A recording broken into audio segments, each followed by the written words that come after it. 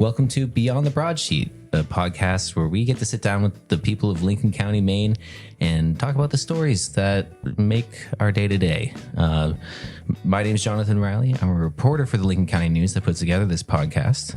And my name is Molly Raines. I'm also a reporter, and we are a community newspaper based in the Mid-Coast. Yeah, and we are, for those who haven't been listening, this is our 150th year in publication. Not the podcast, not the podcast, the paper itself. So 150 years of reporters talking about rural stuff Maine. for too long. Stuff in rural Maine. So, yeah. Well, why don't we get into that?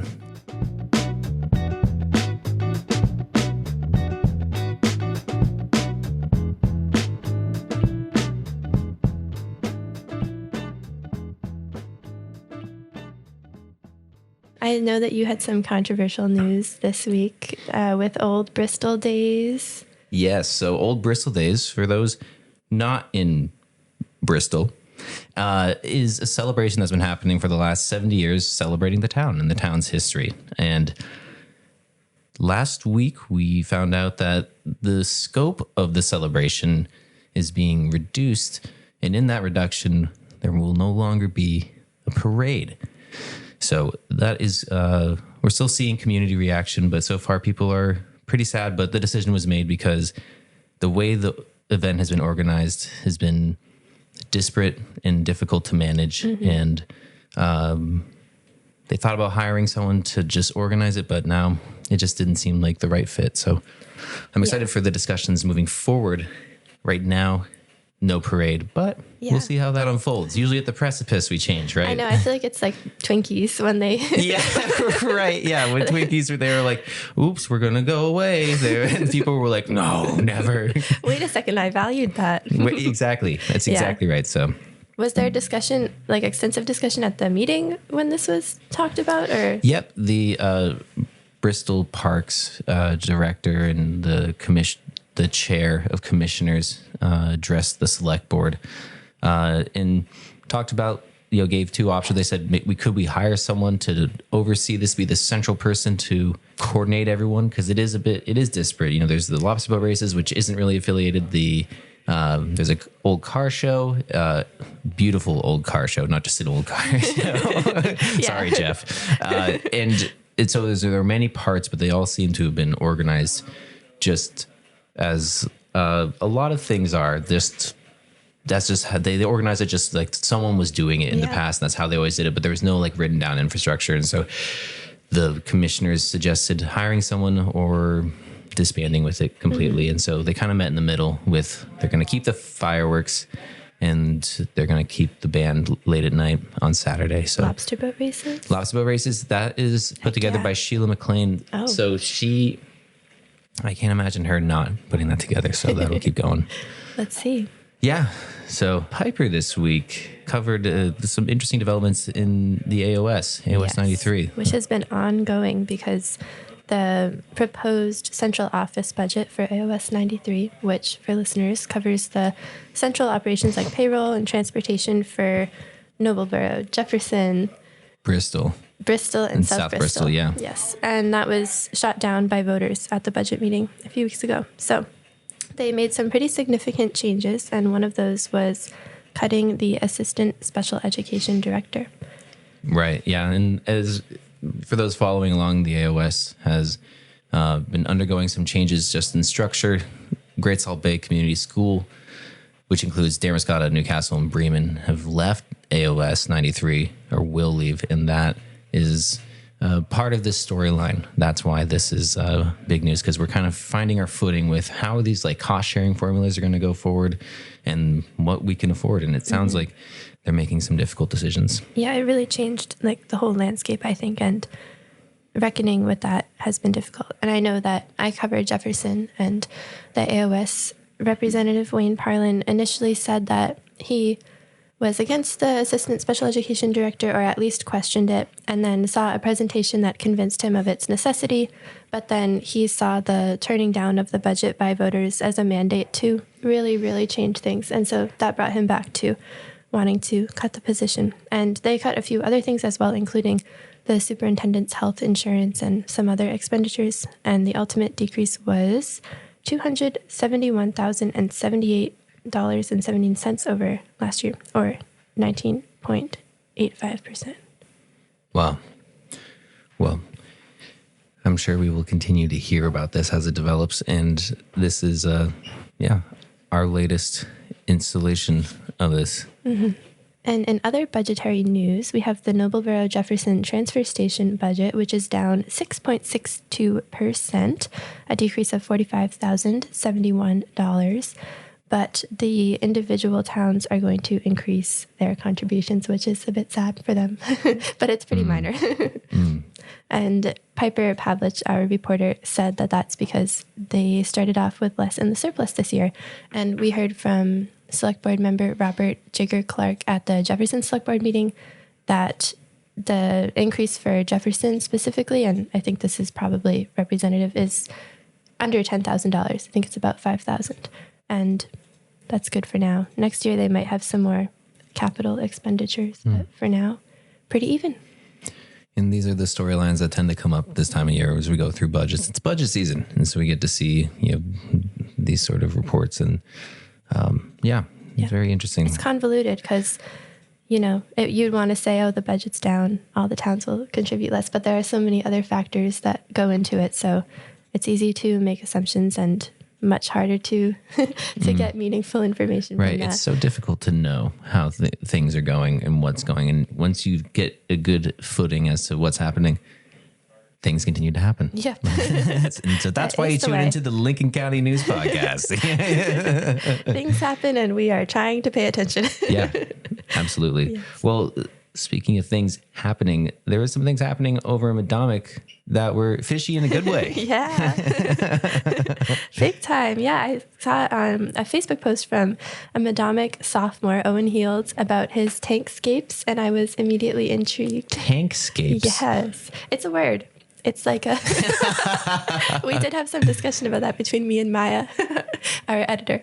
But tankscapes for Owen means landscaped fish tanks. And he uses all these kind of naturalistic things, like logs and rocks and sand and things. And he makes these beautiful, they're almost like dioramas, only they're living and they have beautiful fish in them. So I got to talk to him about that, and he's super passionate about it. He breeds angelfish, and he makes tankscapes for people sometimes. It's so fun to see. I feel like we were just talking about how Madomic has so much going on lately. Yeah, you seem to be doing a great job capturing the dynamic community of Madomic Valley, both high school and middle schools, just their excursions and their education. Thank you. Yeah, it's fun. I love Madomic. I feel like they're branching out a lot, and it's fun to cover that. Well, it sounds like a great time. Did you hear about the Wiscasset basketball team? Boy, did I. I mean, wow. Molly, what happened with the Wiscasset basketball team? They broke a losing streak that we were talking about how long it's been. I think it dates back to 2016 when I was in high school. 2016. Wow. That's like Paleolithic era, sort of. Yeah, exactly. I was just a vertebrate. Yeah. A little microbe. It's not just me.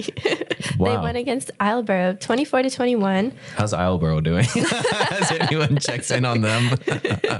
I know, it's fun to celebrate Wiscasset, but it's gotta burn. Yeah, right. All these headlines around the state, like they finally win.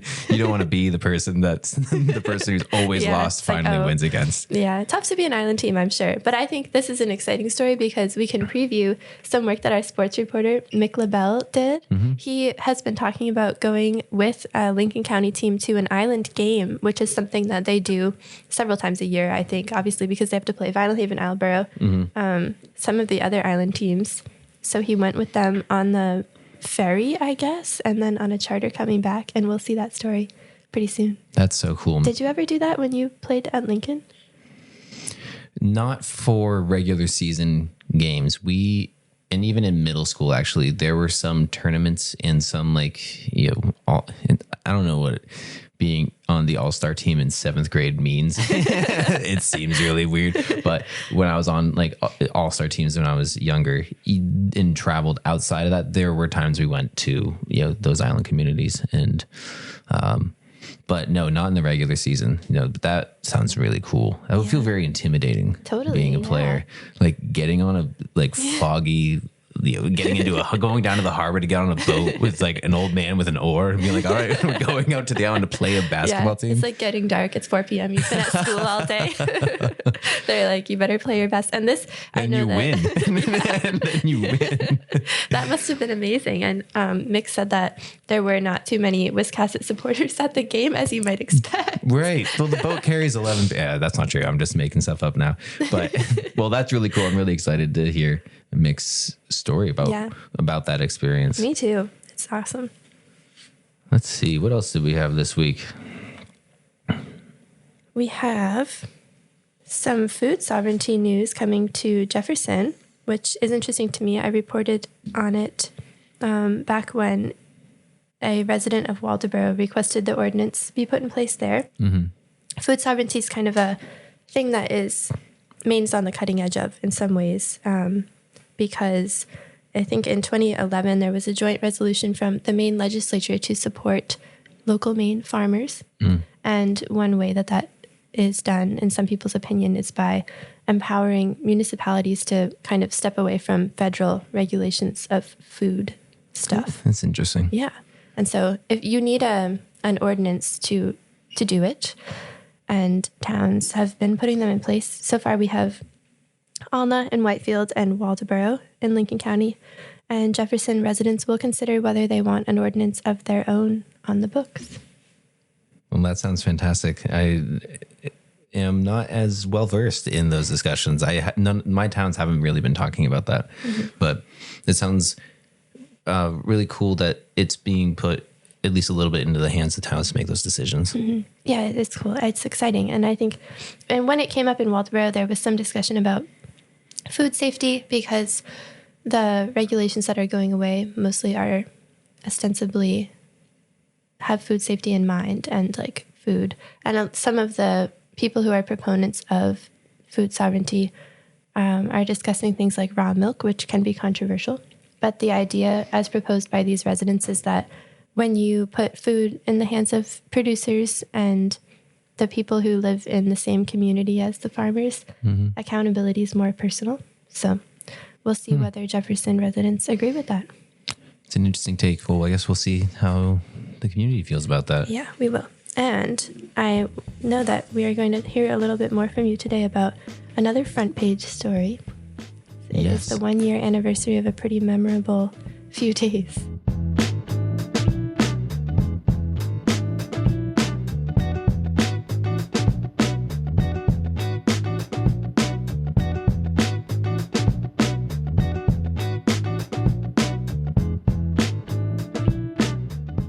Last January 10th and 13th was the anniversary, it's when two storms really rocked Lincoln County, the coast of Lincoln County, but really the coast of Maine. Mm-hmm. And you want to get into that later or now? No, I think now, because I really want I want to hear about like when this happened. We were all in the office. We all worked here still.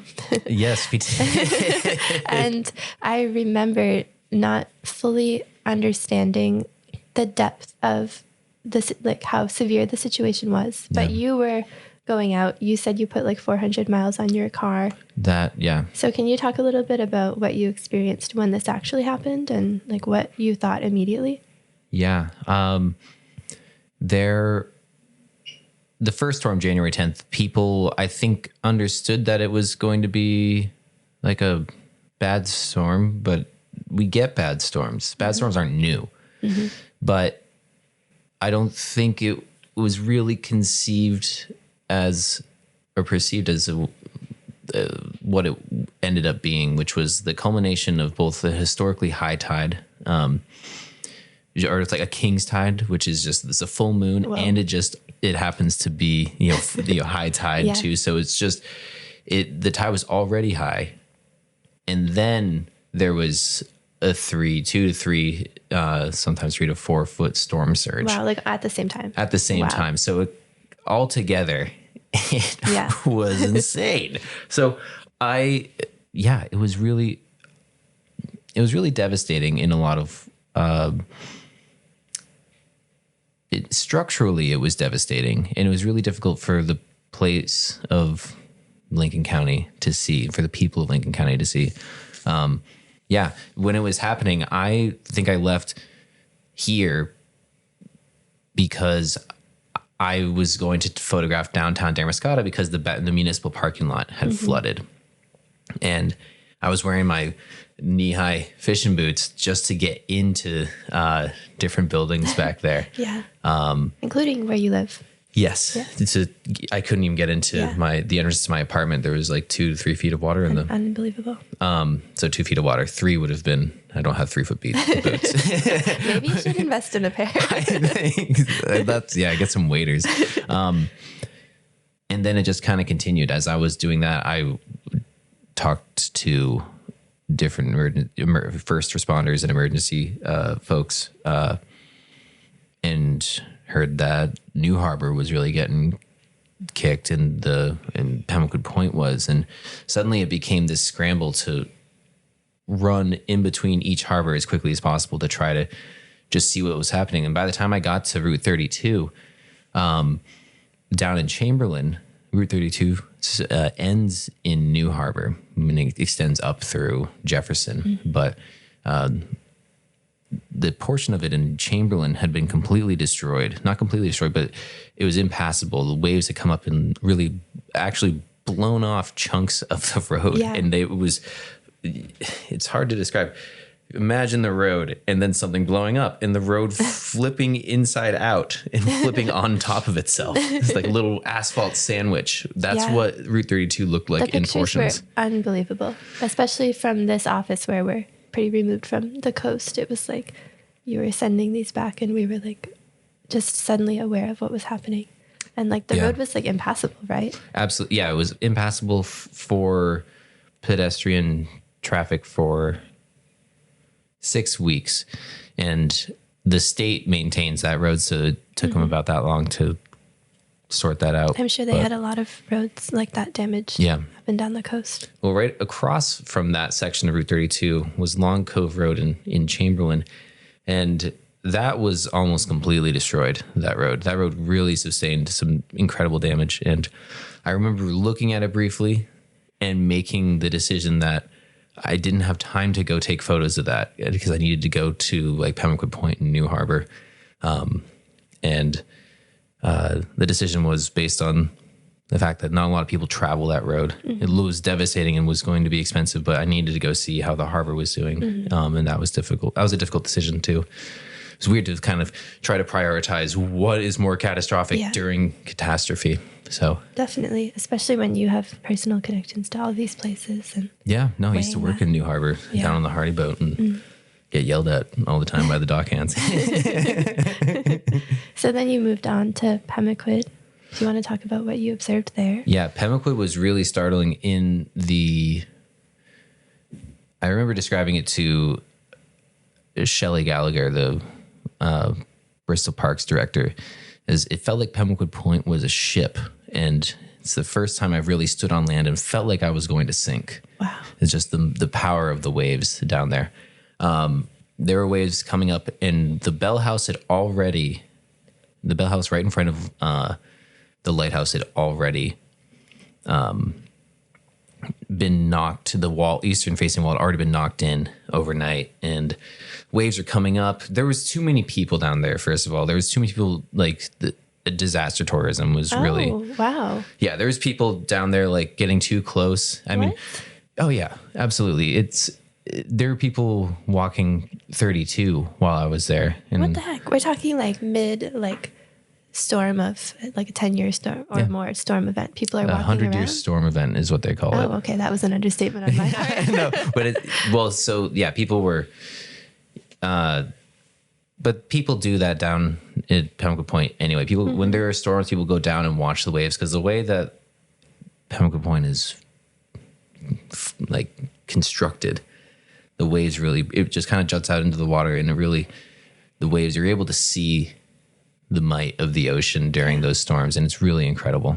So, but there were a ton of people down there, and I don't recommend doing we it. do not do this. I mean, people, Shelley Gallagher was really adamant. I mean, people die down there, not regularly, but it has been documented. People get way too close to the water. Even on a beautiful day, a rogue wave could just come and suddenly, and that's how it happens. Yeah. The water's off the point, really volatile too, just because of the geography of it. But anyway, down there, it was crazy. The waves were coming up. I got hit by a wave while taking a photo of the bell house while I was next to the lighthouse. I remember it was more of the spray. It wasn't the full waves. The wave hit good. like the bell hit, and I was completely soaked within minutes. And I mean, I got photos of the spray coming up, and I don't think that some of these photos made it into the paper, but it was scary for a bit. I'm sure. And even taking photos of Route 32, the waves were still coming up over it. So there was I was perhaps like putting myself into precarious situations. I would wait for the waves to go out, and I would jump down to take a photo up under to show what was being done to the road, because the water had come up underneath the road. And so it was, in that sense, it was really wild to see the angles and those dimensions of the storms, and watching New Harbor basically, like a third of the structures just fall into the water, and just all that debris was becoming like little missiles, being thrown up against other things, and seeing water like erupt through the boards of different wharfs. Yeah, for real. And between the two storms, because then immediately after there was another one. So they had to get all of that. And that's like such a rushed effort, right? Yeah, that's a great point too. So this was just the first storm. Yeah. And so there was an incredible community effort between January 10th and January 13th to get all of that stuff out of the water. They didn't get all of it, but they got a ton. Like leaving all that stuff in the water just created a real environment for perhaps more damage. And the initial forecast said that the next storm was going to be worse. So there was this 2 days that people were really, really concerned. Not just with the first damage, it was the second. How bad was it going to get? The first one was already bad. Turns out the second one, the tides were a bit higher, but the wind wasn't there. Were they higher? They might have been just either equal to or a little bit less. They thought it was going to be higher and that there were going to be winds. It wasn't as devastating because the first storm already knocked all the stuff in the water at that level, already took out all of the vulnerable structures. So it has been really cool over the last year to see these communities come back together and and even seeing in the moment, seeing people take all that debris out of the water in New Harbor. I mean, down in South Bristol, they lost a ton of docks. There was some damage over in Bremen. I think that there was a wharf washed out on one of the islands too. It's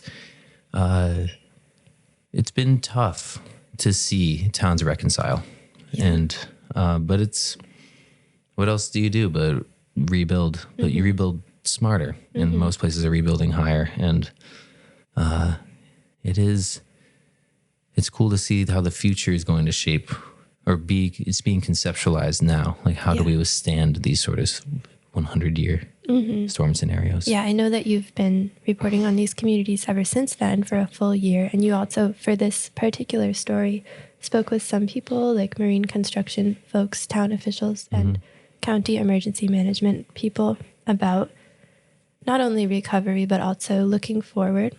And I wonder what kind of sense you got of people's emotional state, because not only was this, a traumatic and financially devastating event, but also kind of a symbol for the changing state of the ocean and our environment here and how it might impact us in the future. So were people feeling safe? Like, did you get a sense for whether we're making any changes? Or I think the changes that we'll see are in the docks, what will be rebuilt higher and has been. For instance, the fishing pier or the community dock down in Round Pond Harbor that was destroyed was rebuilt 2 to 4 feet higher. And I think that's just going to be standard. That's really significant. It is. If you look at it, and it's not as it's funny. The height doesn't really strike you, but if you look at old pictures, the ramp leading up to the dock is a lot longer now to accommodate that height difference. Yeah. But emotionally, I get the sense of this sort of background anxiety of this kind of the unknown, because most forecasts say that these sort of storm situations will continue to happen. And it's interesting to see this happen in the dialogue of climate change, which has been really politicized. But I think people recognize that whether you believe in climate change or not, there are significant weather events that are becoming more severe and erratic in even our home. So I think there's this anxiety of like, well, what can we do reasonably? Like, what can we afford to do? Like, how can towns afford the infrastructure for a 100-year storm scenario? So there's the practicality to resilience that I think is being recognized. And like, it would be great to build up downtown Damariscotta so it is completely climate resilient. You can't afford that. Yeah, it costs more than I would have ever imagined to achieve what we call, climate resilience in quotes. Yeah. And usually we're talking about roads, bridges, and drainage infrastructure when we talk about that. Right. And those are expensive things. Those are expensive. And our infrastructure already in this country, just bridges. Bridges in this country are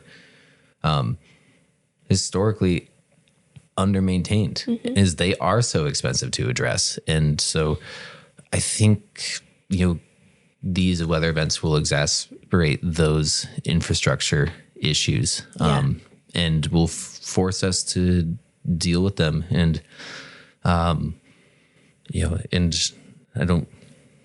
it doesn't feel like a political discussion. It feels more like, well, how do we protect the coastline that we love? And how do we, Molly, we were talking about how this is unusual for Maine, seeing these structures kind of fall into the water. Whereas down in like some places in Massachusetts with softer coastlines, meaning like more sand-based coastlines, this happens more often. It's become a fact of life. Yeah. I went to high school in Northeast Massachusetts near Plum Island, which is a barrier island, basically a sandbar with a lot of multi-million-dollar houses on it. And as I was growing up, periodically one would fall into the water. Right. And it's become, at first it was a little surprising, but it's become more accepted and also more frequent. And people have also started taking more extreme measures, like putting a lot of riprap in front of their house on the beach, which is, in many cases technically illegal. But those things become normalized. And I think that's what we'll see here too. As people start to lose wooden structures, piers, and things in front of their homes, like they're going to have to take more extreme measures. And we were also saying that, shoreline stabilization projects are becoming more common. I see them at planning board meetings a little bit more. And oh, interesting. Yeah, I think people will start taking steps like that. In shoreline stabilization is, to sort of wrap up this thought, going back to Pembroke Point, where the lighthouse is and the bell house is located, where all that work was done to reconstruct and preserve those historic places. For those that don't know, Pembroke Point Lighthouse is on the Maine State Quarter, so really important to the state of Maine and Lincoln County, but really important in a lot of ways. At the end of the parking lot at Pembroke Point, there's a real problem with shoreline stabilization. Like if you look at it from the opposite peninsula, if you look back at the lighthouse from across the cove in Lighthouse Cove, it's cavernous. the way that the ocean has carved out into the sides of this parking lot. Yeah. Not where people are parking per se, but Not yet. if you're looking at it, right? Yeah. It's if you were to take a photo of somewhere that needs shoreline stabilization, this is where you take a photo. Yeah. And speaking with Shelley Gallagher, they're already talking about this. In the next year or two, they will put in shoreline stabilization efforts. But it's not just building. It's not just structure. You have to build something that is on something that is stable. Yeah, it's much harder here. You can anchor your pier to bedrock. Yeah. But if it's not if it's the land that it's attached to isn't like stable, then you're just gonna have like this tree house. You're just gonna have this this structure that's so there are a lot of different factors, and I don't know what the coast of Maine will look like in in 10 years, 20 years, 30 years. I do know that these communities are resilient, and that if we're gonna embark on a journey of climate resilience, it starts with people, and resilient people can lay that foundation. We're talking about laying those foundations. The foundation is a community, and the community that wants to preserve these things, and that's how we make it through these things. Definitely. A couple of weeks ago, I worked on a story that kind of fit in well with this. With some people working on the Lincoln County Community Resilience Project, and they spoke with people especially about these particular storms, but also just more extreme weather in general. And their takeaway kind of echoes what you're saying. It was that, well, one of their many takeaways was that in addition to, strengthening our roads and bridges, we need to work on our relationships with each other and our communities and our preparedness to use maybe unconventional routes to support each other, because that's kind of a lot of untapped potential here. A lot of people willing to volunteer, and maybe we don't yet have the community infrastructure to really be as prepared as we should be. But the potential exists, and a lot of it has to do with relationships and community and supporting each other. That's well said. And that is, right. And I'm really glad that is something that's being talked about too, is that developing, because it's the common goal. We want to preserve our home. And how do we do that? I don't know if right now, saving the coastline means driving like an electric car, but I think it means like putting our heads together and thinking like, all right, what does our harbor look like, and what do these roads look like in 15 years, and how can we, what's the saying, to plant seeds of trees that under which shade you will not sit. Wow. Yeah. That's why we need a poet around. Yeah. I'm a poet, just in case you guys didn't know that, our listeners. Well, it was obvious. But I agree with what you're saying. I think the hard part is that it's going to come with compromise, and it's, it's like you prepare for that or you don't. And things are changing. We're seeing that. So. Well, we'll be here. I know that there's a few certainties in this life, was it death, taxes, and the Lincoln County News will be there. Yeah, that's what they say. Ben Franklin. Yeah, exactly. Well, thanks for sharing your experience, Johnathan. And I hope that we have a mild winter, knock on wood. But Johnathan will be there to take pictures of everything, no matter what. Wherever there's catastrophe. Yeah, I hope that I don't have to do that at all. But in the same sense, I really enjoy being there when the community needs it. And if sometimes, some of those photos were used to help gauge, FEMA, disaster relief, funds. So there are some benefits. It's not just reporting, it's helping rebuild. Totally. Before we wrap up, how many pictures did you end up taking? Like 1,200, probably more, 2,000. Who knows? Okay, thanks. I just feel like it's really points to how much who work knows? you were doing. I would know, actually. I'm the first source about that. Hold on. Long silence on the mic while I check. But I think the first storm I took between 700 and 800 photos. In the second storm, I'm not quite sure. The second storm was really interesting in that I knew when the high tide was going to be. And so I had to strategize where I was going to go to see like where, which is tough because sometimes you just didn't know what was going to fall into the water. Hard to say. Hard to say. But yeah, that second storm, I think I took fewer photos. So probably 1,500. Amazing. Yeah. Cool. Thanks And for we published what you do. 20. Yeah, but you're holding on to them, and it's important to document. And like you said, you could only get to like some of the scenes. So Yeah. just imagine. Cool. Well, thank you, Johnathan. Well, thank you, Molly. Thank you for listening to Beyond the Broadsheet, a podcast by the Lincoln County News. Production support is provided by Tyler Davis of Tyality Productions. Theme music by Stu Mahan and Sherwood Olin. Have a question or a suggestion? Email us at info@lcnme.com. And if you haven't already, please be sure to rate and subscribe to this podcast wherever you listen. This has been a Lincoln County Publishing Company production.